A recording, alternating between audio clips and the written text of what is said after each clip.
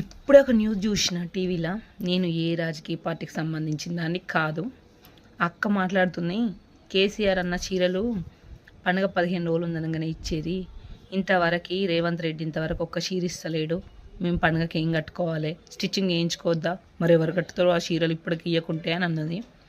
నిజం చెప్పురి, కేసీఆర్ ఇచ్చిన చీరలు ఎంతమంది కట్టిరు? ముసలోళ్ళు పెద్ద మనుషులు తప్పించి నాకు తెలిసి ఏ ఒక్కరు కూడా అవి కట్టలేదు. నిజం చెప్తున్నా, ఫ్రాంక్లీ స్పీకింగ్ చెప్తున్నా. కిటికీల కట్టల లెక్క పెద్ద పెద్ద దండలు ఉంటాయి కదా, తోమి దుమ్ము పట్టకుండా వాటికి గట్టి పెట్టిరు.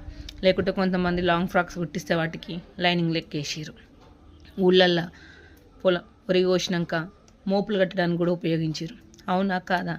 అంటే ఆయన మంచిగా ఇయ్యలేదనో ఈయన మంచిగా ఇస్తున్నాను నేను చెప్పట్లేదు. అంత ఏకశకాలు కూడా అవసరం లేదు కదా. ఆయన ఇచ్చే చీరలకి ఏం ఆశపడి కూర్చుందాడ? ఏం మాట్లాడతారండి? ఇచ్చిన ఏవి చెప్పరు, ఇయ్యని మాత్రం పట్టుకొని లాగుతూ ఉంటారు. ఏం రాజకీయమో ఏమో.